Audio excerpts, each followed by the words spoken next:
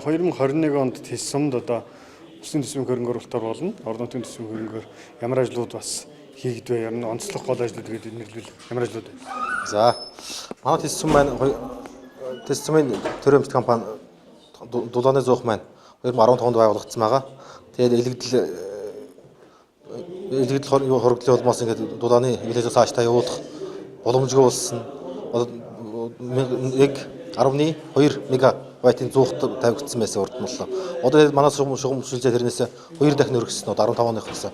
Тэгээд багтаа энэ хүч чадлын өвч хийсэн хөрөхгүй байгаа учраас манайх нэг номертой энэ дулааныхаа асуудлыг шийдъя. Цаашдаа дэд үстэй ингээд анхаарад цаашдаа өргөжин тэлэх бололцоогоор хангах гэдэг үднэс аймгийн улсын төсөвт санал хөрвүүлсэн уран зохиолын шинжилгээх талаар.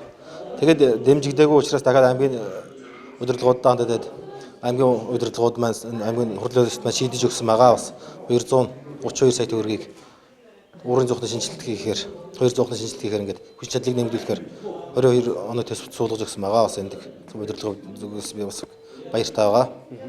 21 онд ямар ажлуудыг? 21 онд манай ТЭС маань хүн болоод малынхаа эрүүл мэндийн нийгмийн асуудлыг ингээд шийдэх үүднээс бас ингээд нэлээд төлхөө ажилласан. Одоо манай сум чинь 17-оноос хойш ингээд халуусгүй байсан. Одоо гэртээ байнд бол цогорол улаан суурин газар урс үед алуусан зорж явдаг бастай. Энийг нэг номерын асуудал болгож шийдсэн байгаа. Тэгээд 21 онд багтаага зураг төсвийн хийлгээд жижигхэн оврын тийм 3 дүүштэй нэг саунтай тийм халуусыг бариад ашиглалтанд оруулсан одоо хэвлэл ажиллагаа явуулж байгаа. Мөн бас малынхаа энэ эрүүл мэнд таваарлаг чанарыг нэмэгдүүлэх үүднээс бас ингээд бог малын мал угаалгын бааныг бас ингээд хоёр дахь асуудлаа болгож ингээд зорилт төвшөлийг хийсэн байгаа. Энэ болохоор малын тоо толгойн татвараас тодорхой санхүүжээд өнгөрсөн 11 сард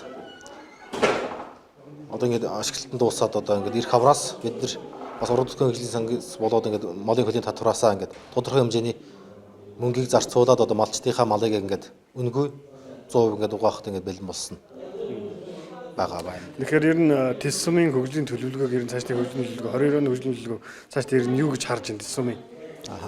ТЭС-ийн хөгжлийн төлөвлөгөө ерөнхийдөө манай ТЭС-ийн ч одоо яг л хөдөө аж ахуйн голж амьдрэх сум ер нь бол одоо газар тариалны тэргэсний хөгжил гэх юм уу.